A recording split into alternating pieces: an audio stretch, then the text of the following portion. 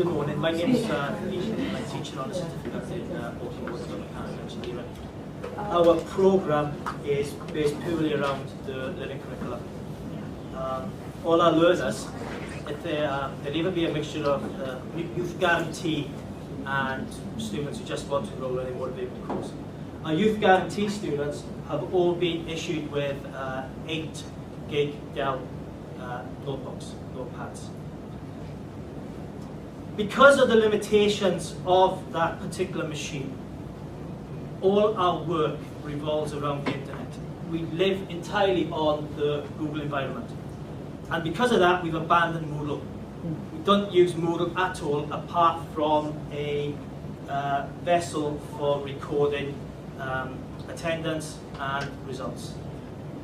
The reason why we've moved away from Moodle is because what happens is we create a document for the learners to work on, we're going to upload it onto the internet.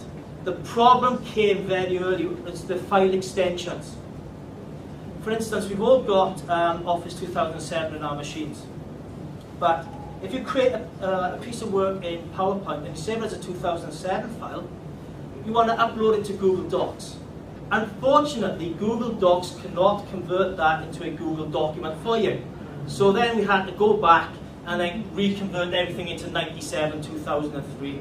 And because of that, we thought, okay, what we'll do is we'll step away from Moodle and just use Moodle as a management system.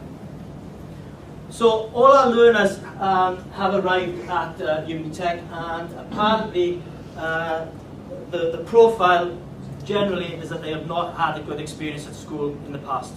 So that's the kind of learner which we're dealing with. So we need to build something which is flexible and allows them to learn using the tools and the technology which they encounter in everyday life. So our first task was to get all our learners a Gmail account. Once they've got the Gmail account, they're logged on to the Google Docs website. So, this is our Google Docs folder. Now, because of the mechanism and the way in which we're doing everything, we do not use paper at all. Everything has to be built from the ground up. So we've built a proper embedded assessment process. Because we're only using motor vehicle as a vessel for improving literacy, numeracy, IT skills, we operate on a model where we are constantly giving feedback. That's the whole idea of what we're doing. We must continually offer feedback to the student to help them improve. And it is a mammoth task. We split our learners into groups. For 4 groups, we've got 80 students. Now, one of the beauties of being able to operate a tracking system as simple as this is we can color code our students. If they're green, they're doing okay.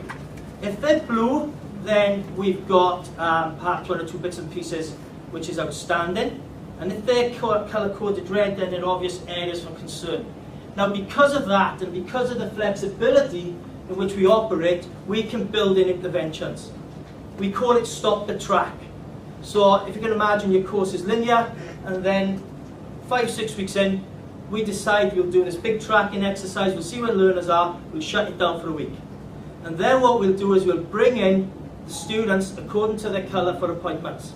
So that way, what we're trying to do is avoid the end loading. Right way at the end when you get about 500-600 pieces of electronic information which you have to mark. So it's about managing the process as we're going along. So if I can, for instance, show you young Kevin's folder in Google Docs. Kevin has uploaded global warming, copy the cooling system, lubrication, and other pieces of work. Now, one of our initial concerns was that our students build electronic portfolios. We used Blogger in its entirety to be able to record and present information. We don't use anything else. Now, because of that, we had a massive concern right away at the beginning that we would quickly lose control. And like all electronic and internet-based programs and software, it's open to abuse. So we make a point of copying everything. So we have a record, our own records, independent of the learner's own electronic portfolio. Now what will happen is Kevin, for instance, would have completed Spark Ignition Systems. I'll show you the mechanism as we're moving along. We will actually make a copy of Kevin's Spark Ignition Systems, and then we will move into our assessment process. Our assessment, we will assess absolutely everything which comes in. Our learning packs. So if you move across to the side, we will give feedback. Now this is a horrible looking form. Now one of the beauties of Google Docs is that it gives you this form function. So if, for instance, Kevin has just sent me something on turbocharging, I will go to a live form, and this will come up. And I'll put in the name, the assignment title, and if you scroll down, you can actually see what our focus is on. The research skills. How well did they actually look? And all of that is standard teaching and learning practice. And at the end, we've got the overall score, base 10. That is the score which at the end of the program we will feed into Moodle. As I said, Moodle we're using as basically our filing cabinet to collate data. The learner will not see that overall score. Bear in mind, what I've just said is that these students have been challenged at school for some reason or other, so we do not want them to be actually brought down by a score of 6 or 7. What they will see, however, is the comments. So I'll complete this form, it'll all be good, and I'll just simply click submit, and this then will be uploaded into their own personal folder. Now for us, what we can do, because of this is essentially a spreadsheet, we can just simply highlight the boxes of the overall score, and we'll be able to see how they're progressing. Kevin just happens to be an outstanding student. So, the mechanism of our particular system. We quickly learned that we've got to use the same software and the same packages as the learner. Otherwise, they're going to ask us questions and we're going to look pretty stupid when we can't give them the answer. So originally we started off, we keep our own blogs about how the program is going, what our thoughts and feelings are. Some of them are pretty cutting, and some of them are pretty despondent in the beginning when we're trying to work out how you do this, how you do that. But as you read them, you see that we're getting a lot better and a lot more familiar with what we're trying to achieve.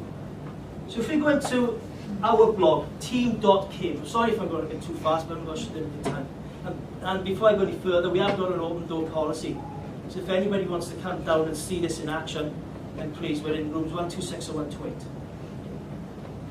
So, Team Kim. This is our electronic portfolio. And this is where the learners get all their information. Now, what we've done is we've abandoned the traditional lecturer's role of standing out in front of the classroom imparting information. That's gone. What we'll do is we'll stand out in front of the session for about 5 or 10 minutes and we'll set the scene of the activity for that particular day. We group little activities together and we call them learning blocks. So our first learning block for my topic engines included 2-stroke petrol engines, 4-stroke cycle, lubrication and cooling. Now, as we were progressing, Vikkel has been kind enough and he's been giving us all the support in the world, and it's better to have somebody outside looking in to be able to give you effective criticism. And Vikkel noticed that on 1 or 2 occasions some of our learners were copying and pasting. And it is a real danger. And I must admit I got a bit upset with Vikkel and I banned him from our blog. And I still am giving him the website address yet. I'll give it to him after. But he was right, he's absolutely right. We went back in again and we had a look